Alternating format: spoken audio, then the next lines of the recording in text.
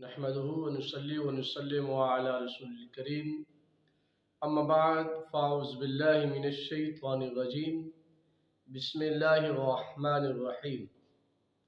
ناظرین، آج آپ کے سامنے ایک ایسا عمل بتانا ہے جس عمل کے کرنے کی وجہ سے روزگار کے ذرائع پیدا ہو جائیں گے، مشکلات کا خاتمہ ہو جائے گا اور بخشش کا پروانہ مل جائے گا۔ ناظرین، یہ ماہ مبارک چونکہ رجب المرجب کا ماہ ہے اور آقا کریم علیہ السلام نے ارشاد فرمایا ہے کہ رجب اللہ کا مہینہ ہے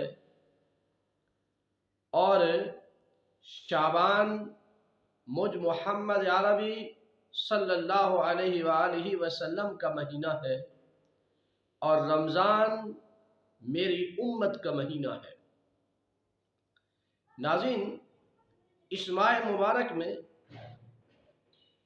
بہت سارے اعمال میں سے بطور خاص جو عمل کیا جانا چاہیے، جس کے متعلق آقا کریم علیہ السلام نے ارشاد فرمایا کہ رجب کا ماہ ایسی عظمتوں والا مہینہ ہے، ایسی برکتوں والا مہینہ ہے، ایسی فضیلتوں والا مہینہ ہے، ایسی پر نور ساعتوں والا مہینہ ہے، ایسی پر رونق عظمتوں والا مہینہ ہے، ایسی عظمت و رفعتوں والا مہینہ ہے کہ فرمایا اس ماہ مبارک کی ہر گھڑی میں اللہ پاک کئی لوگوں کی مغفرت فرما دیتا ہے، کئی لوگوں کو بخش دیتا ہے، اور کئی جن پر جہنم واجب ہوتی ہے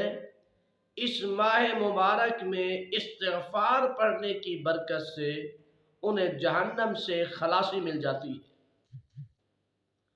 ناظرین، اس ماہ مبارک کی خصوصیت کا یہ عالم ہے کہ آقا کریم علیہ السلام نے اپنی زبان اقدس سے ایک حدیث مبارکہ کے اندر یوں بھی بیان فرمایا۔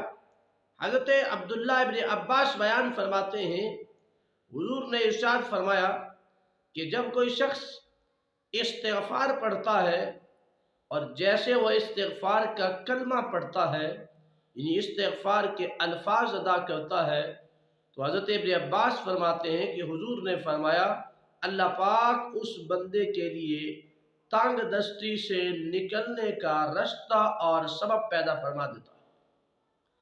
فرمایا مشکلات سے نکلنے کا راستہ ہموار کر دیتا ہے، پریشانی سے نکلنے کا راستہ ہموار کر دیتا ہے۔ فرمایا کہ رزق کے ذرائع کو وسیع پیدا فرما دیتا ہے، یعنی غیب سے رزق کے ذرائع کا آنا شروع ہو جاتا ہے۔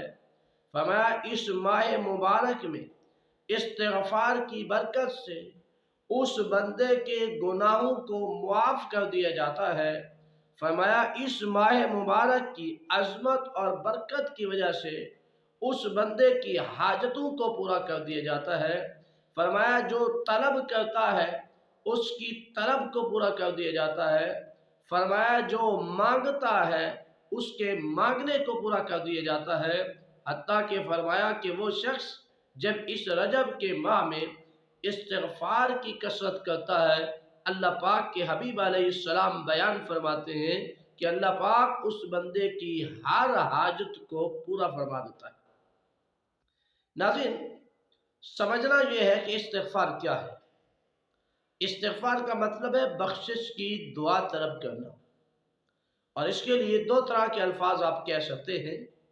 ایک لفظ ہے کہ استغفر اللہ، مولا میں تجھ سے اپنے گناہوں کی معافی طلب کرتا ہوں۔ یہ لفظ بھی آپ کثرت سے پڑھ سکتے ہیں، اس کے پڑھنے میں کسی قسم کی قباحت نہیں ہے، یہ مختصر ورڈ ہے، آپ اس کو ادا فرما سکتے ہیں۔ اگر کوئی ناظرین اس کو